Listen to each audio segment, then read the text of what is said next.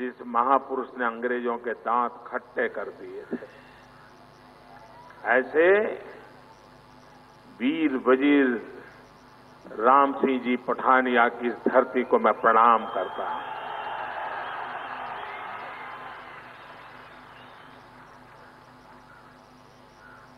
हिमाचल के प्यारे भाइयों बहनों, आप 9 तारीख को बटन दबा करके अपनी पसंद की सरकार चुनने वाले हैं। आप अपनी चहेती सरकार बनाने वाले हैं। जिन्होंने हिमाचल को लूटा है, इनको विदाई करने का अवसर 9 तारीख को है।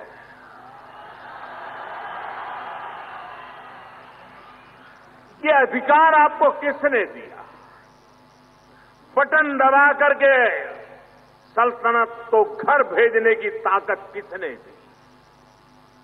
वो कौन सा सामर्थ्य है जिसके कारण आज हिंदुस्तान का नागरिक अपनी पसंद की सरकार बनाता है? उसके पीछे वीर वजीर राम सिंह जी पठानिया जैसे लक्षावधि महापुरुषों ने अंग्रेज सल्तनत के खिलाफ लड़ाई लड़ी, जवानी जेलों में बिताई, फांसी के फंदों को चूम लिया, मां भारती जंजीरों की बेड़ियों से मुक्त हो जाए, उसलिए अपने आप को बलि चढ़ा दिया। और ये उन्हीं का योगदान है कि आज हम बटन दबा करके अपनी सरकार चुनते हैं। मैं हिमाचल के नागरिक भाइयों बहनों से एक अर्ज करने आया हूं। जब आप 9 तारीख को बटन दबाएंगे, एक पल के लिए, ज्यादा मैं समय नहीं मांग रहा हूं, एक पल के लिए वजीर राम सिंह पठानिया जी के बलिदान को याद करना, और उसके बाद बटन दबाना। किसी के भी गलती नहीं होगी, मैं आपको विश्वास दिलाता हूं। सही जगह पे बटन दबेगा जब उन वीर महापुरुषों को याद करेंगे, आजादी के लिए बलिदान देने वाले महापुरुषों को याद करेंगे, बटन सही जगह पर दबेगा और सही सरकार बनेगी और हिमाचल प्रदेश का भाग्य भी बदलेगा। भाइयों बहनों, जब मेरा आज कार्यक्रम बन रहा था तो मैं थोड़ा उत्साही कम था। 2 कारण थे। मैंने कहा, भाई हिमाचल तो जीतने ही वाले हो, मुझे क्यों दौड़ाते हो?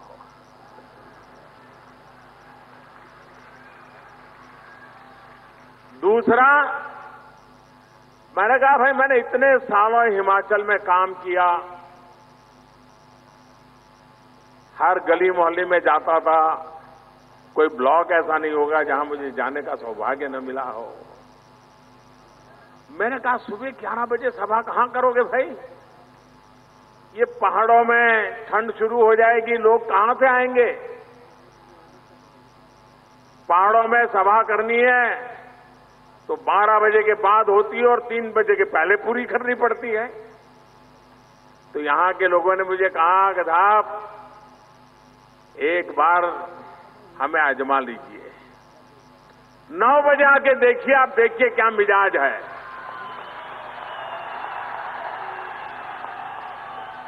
और आज मुझे सार्वजनिक रूप से स्वीकार करना होगा कि मेरी कल्पना गलत निकली और आप लोग सही सिद्ध हो गए।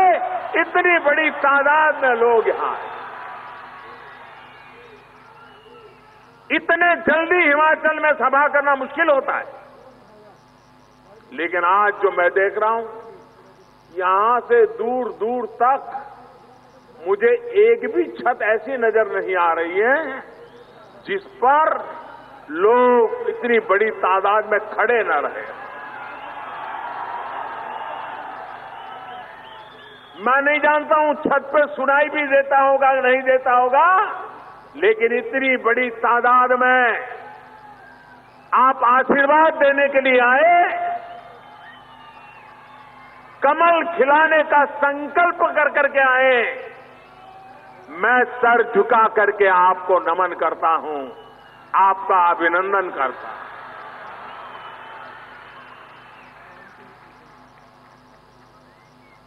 भाइयों बहनों, अब इस चुनाव में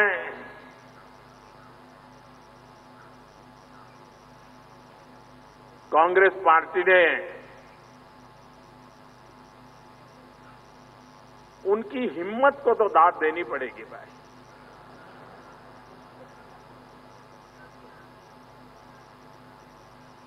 कुछ नहीं बचा है।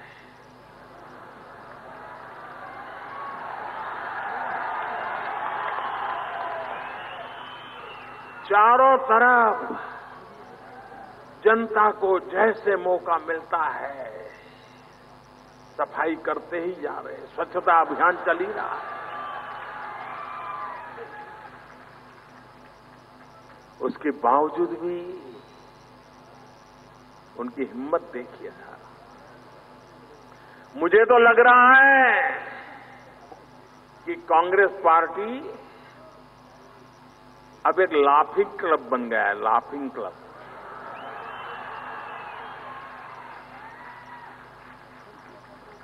कांग्रेस पार्टी चुनाव मैनिफेस्टो में ये लिखे और स्वयं मुख्यमंत्री जी जो जमानत पे हैं,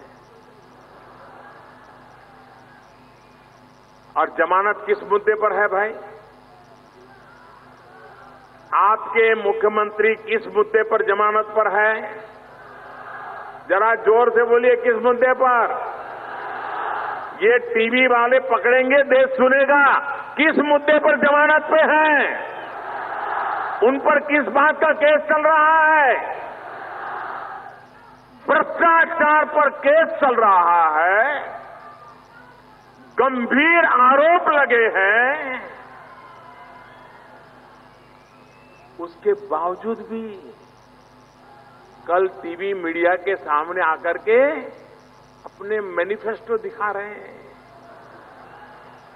और मैनिफेस्टो में कह रहे हैं कि कांग्रेस की सरकार हिमाचल में बनेगी तो करप्शन पर 0 टॉलरेंस होगा।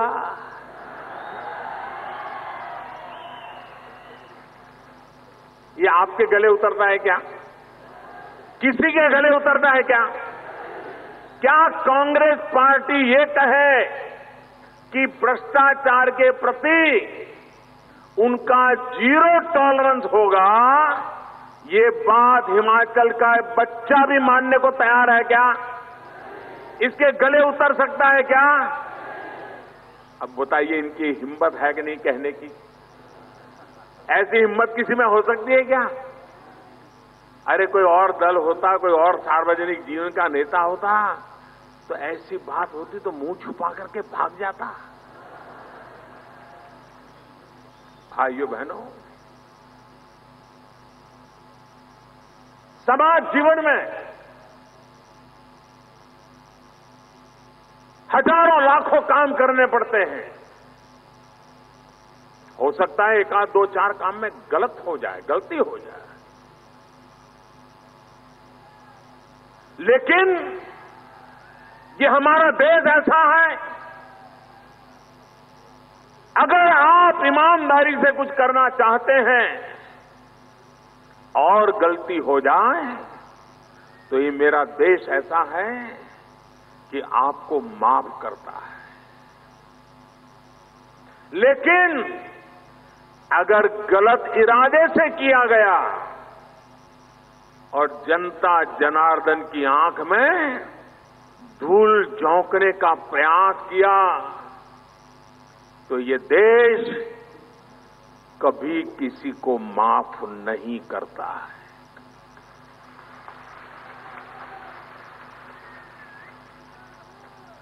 कांग्रेस पार्टी जरा आत्मचिंतन करे। जो देश गलतियों को माफ करने की आदत रखता हो, क्या कारण है हिंदुस्तान के हर कोने में देश कांग्रेस को और कांग्रेस के नेताओं को चुन चुन करके सजा देने के लिए निकल पड़ी है। जरा कांग्रेस के लोग आत्मचिंतन करें। लेकिन आत्मचिंतन करने के लिए आत्मा होना जरूरी होता है। जिनको वो ही नहीं है उनसे क्या होने वाला है। कांग्रेस के लोग ये देवभूमि, आप मुझे बताइए इस देवभूमि का क्या हाल करके रखा है इन्होंने। ये वीर भूमि, इस वीर भूमि का क्या हाल करके रखा है इन्होंने। हिमाचल इस देश के बच्चे बच्चे के दिल में देवभूमि के रूप में जिसकी पहचान है। हम पुरानी कथाओं में पढ़ा करते थे, सुना करते थे कि देव और दानवों के बीच में लड़ाई हुआ करती थी और देव कोई भी शुभ काम करते थे तो राक्षस उसमें विघ्न पैदा करते थे और आखिर राक्षस पराजित भी होते थे। लेकिन भाइयों बहनों, हमने पुराण काल में भी कभी ये नहीं सुना था कि देवों के सामने राक्षसों को पैदा करने का काम किसी शासन में बैठे हुए व्यक्तियों ने किया हो। ऐसा कभी हमने पुराणों में नहीं पढ़ा था। लेकिन आज बड़े दुख के साथ कहना पड़ता है, बड़ी पीड़ा के साथ कहना पड़ता है। ये देवभूमि में 5 राक्षसों को पनपने का मौका हिमाचल की वर्तमान सरकार ने दिया है और ये 5 राक्षस इतने फले फूले हैं, इतने ताकतवर हो गए हैं कि शिमला में बैठी हुई सरकार को उनके इशारों पर नाचने के लिए मजबूर करके रखा गया है। और पर्दे के पीछे इन 5 राक्षसों के कारण साफ नजर आ रहा है कि वहीं से उनको आशीर्वाद मिलते हैं, वहीं से उनको रक्षा होती है। क्या फिर से एक बार देवभूमि को दानवों से मुक्त करना है कि नहीं करना है? दानवों से मुक्त करना है कि नहीं करना है? ये 5 दानवों की मैं आज चर्चा करना चाहता हूं। 5 राक्षस जो हिमाचल की युवा पीढ़ी के भविष्य को मिट्टी में मिलाने पर तुले हुए। हिमाचल के मेरे नौजवान, आप तय कीजिए क्या आपको अपना भाग्य इन 5 राक्षसों के हवाले करना है कि ये देवभूमि को फिर से एक बार देवभूमि बनाना है? आप मुझे बताइए। मेरे देश के गौरववान इन नौजवानों को ड्रग्स के नशे में डुबो करके मेरे हिमाचल की जवानी को तबाह कर दिया जाए, बूढ़े मां बाप के सपनों को चूर चूर कर दिया जाए? क्या ऐसे ड्रग माफिया जो आपके घर में आपके संतानों को उठा करके तबाह कर रहे हैं, ऐसे ड्रग माफियाओं का खात्मा होना चाहिए कि नहीं होना चाहिए? होना चाहिए कि नहीं होना चाहिए? मैं विशेष करके हिमाचल की माताओं बहनों को आज अनुरोध करता हूं। मेरी हिमाचल की माताएं, आप वो माता हैं जिसके कोख से वीर पैदा होते हैं।